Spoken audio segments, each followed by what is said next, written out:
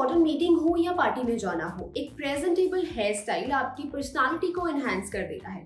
Virtual meeting के इस दौर में भी अगर आप बालों को हल्का सा ब्लो ड्राई कर लेते हैं तो आपका चेहरा खिला खिला और फ्रेश नजर आने लगता है। मैंने ये कई बार नोटिस किया है कि आप चाहे कितना भी अच्छे से तैयार हो जाइए, लेकिन अगर आपके बाल अनमैनेज्ड हैं तो आपका लुक कहीं ना कहीं बिखरा हुआ या इनकम्प्लीट सा लगने लगता है। हेयर स्टाइल बनाना काफी टीडियस और टाइम कंज्यूमिंग हो सकता है। ऐसे में हर हेयर स्टाइलिंग टूल हमें अपना बेस्ट फ्रेंड जैसा लगने लगता है, राइट? ये तो हम सभी जानते हैं कि इन टूल्स, चाहे वो टोंग्स हो या फिर हेयर स्ट्रेटनर, इनका ज्यादा इस्तेमाल हमारे बालों को डैमेज कर सकता है। Of course, there are better hair styling tools and hair friendly tools that are making their ways into the market these days. लेकिन कम हो या ज्यादा, हीट तो हीट है और वो बालों को डैमेज करती ही है। हेलो, हाय, नमस्कार, मैं हूं गरिमा और आप देख रहे हैं ऑर्डिनरी का lifestyle segment. Hair styling tools का रोजाना इस्तेमाल करने से hair breakage, hair thinning, dullness और ड्राइनेस की परेशानी बहुत ज्यादा बढ़ जाती है। लेकिन इनका इस्तेमाल करना बंद कर दें, वो भी तो पॉसिबल नहीं है। तो क्या करें? आज हम आपको इस वीडियो में बताएंगे कुछ ऐसे टिप्स और ट्रिक्स जो आपके हेयर डैमेज को कई गुना कम कर सकते हैं। तो अगर आप हेयर स्टाइलिंग करना पसंद करते हैं तो ये वीडियो आपको जरूर देखना चाहिए। So without any further ado, let's get into the video.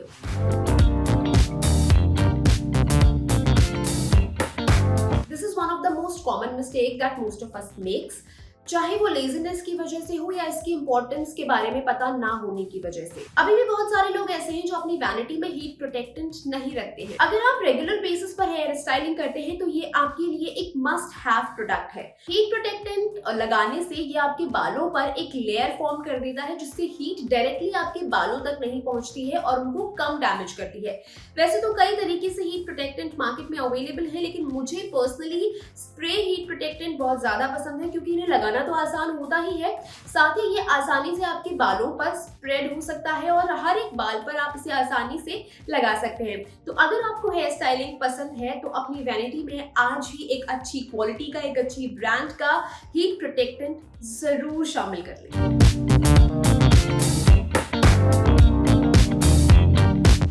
सबसे कॉमन गलती जो हम एक हेयर स्ट्रेटनर या फिर हेयर स्टाइलिंग टूल खरीदते समय करते हैं वो है अपनी जरूरत के हिसाब से टूल्स को नहीं खरीदना।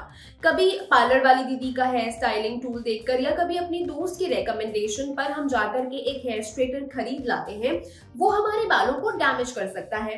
क्यों? क्योंकि हर किसी के बालों का टेक्सचर अलग होता है, हर किसी के बालों की जरूरत अलग होती है और उस हिसाब से मार्केट में कई सारे हेयर स्टाइलिंग टूल्स अवेलेबल हैं। फॉर एग्जाम्पल, अगर आपके बाल कर्ली और हैवी हैं तो आपको चौड़ी प्लेट्स वाला हेयर स्ट्रेटनर खरीदना चाहिए। वहीं अगर आपके बाल छोटे हैं, वेवी हैं और पतले हैं तो आपको पतली प्लेट वाला हेयर स्ट्रेटनर खरीदना चाहिए। इसके अलावा हेयर स्ट्रेटनर की प्लेट किस मटेरियल की बनी है वो भी एक बहुत इंपॉर्टेंट रोल प्ले करता है। आप मार्केट में जाएंगे तो आपको टाइटेनियम और सिरेमिक दो तरह की हेयर स्ट्रेटनर प्लेट्स नजर आएंगी। टाइटेनियम प्लेट्स जो हैं वो इस्तेमाल करना ज्यादा अच्छा रहेगा आपके लिए, क्योंकि इससे आपके बालों पर हीट इवनली स्प्रेड होती है और ये बालों को डैमेज कम करता है। वहीं सिरेमिक प्लेट बहुत जल्दी गर्म हो जाती है, इससे कई बार बालों के डैमेज का खतरा बढ़ जाता है। हालांकि ये टाइटेनियम प्लेट से सस्ती पड़ती है, लेकिन बालों को अगर आपको बचाना है तो आपको टाइटेनियम प्लेट पर इन्वेस्ट करना चाहिए।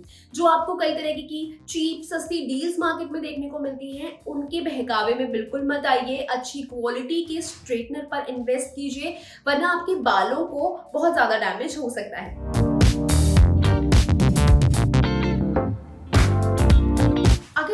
गौर किया हो तो हर हेयर स्टाइलिंग टूल, चाहे वो कर्लिंग रॉड्स हो या फिर हेयर स्ट्रेटनर्स हो, सब पर एक टेम्परेचर सेट करने का ऑप्शन होता है जिसको हम कई बार और ज्यादातर केसेस में नजरअंदाज कर देते हैं।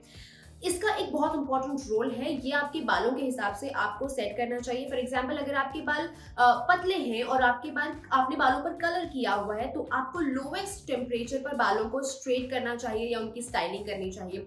वहीं अगर आपके बाल कर्ली या फिर बहुत ही वेवी और हैवी हैं तो आपको शुरुआत में अपने टोंग मशीन या फिर स्ट्रेटनर मशीन का टेम्परेचर हाई रखना चाहिए, लेकिन धीरे धीरे उसे कम करते जाना चाहिए और उसके बाद अपने बालों को स्टाइल करना चाहिए।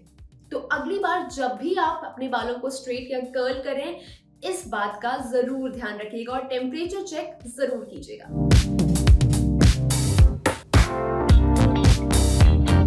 आपके बालों को धोए हुए 3 से 4 दिन हो गए और अब आपको किसी फंक्शन में जाना है।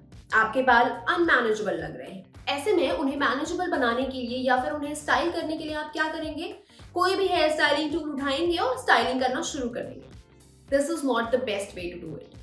यकीन मानिए, गंदे बालों पर या गंदे स्कैल्प पर अगर आप कोई भी हेयर स्टाइलिंग टूल, चाहे वो टॉन्ग मशीन ही क्यों ना हो या फिर स्ट्रेटनर ही क्यों ना हो, इस्तेमाल करते हैं तो आपके बालों को ज्यादा डैमेज होता है। इसके अलावा एक और बहुत बड़ी गलती हम करते हैं अक्सर, वो ये कि हम बालों को सुलझाए बिना ही उन्हें स्ट्रेट करना या स्टाइल करना शुरू कर देते हैं। इससे भी बाल बहुत ज्यादा टूटते हैं, ड्राई होते हैं और डैमेज होते हैं। इसके अलावा स्प्लिट एंड्स के चांसेस भी ऐसा करने से बहुत ज्यादा बढ़ जाते हैं। अगर आपको अपने बालों को स्टाइल करना ही है तो बाल आपके धुले हुए होने चाहिए, आपकी स्कैल्प साफ होनी चाहिए। लेकिन इसका मतलब ये बिल्कुल नहीं है कि आप गीले बालों पर ही स्टाइलिंग टूल लेकर के स्टाइलिंग करना शुरू कर दें। इससे भी बहुत ज्यादा हेयर डैमेज होता है, क्योंकि जब आपके बाल गीले होते हैं तो वो सबसे ज्यादा वीक होते हैं। ऐसे में उन पर अगर जरा सा भी प्रेशर पड़ेगा, खिंचाव पड़ेगा या ज्यादा हीट उनको मिलेगी तो वो डैमेज हो सकते हैं, स्प्लिट एंड्स हो सकते हैं। आई होप आपको ये वीडियो पसंद आया होगा।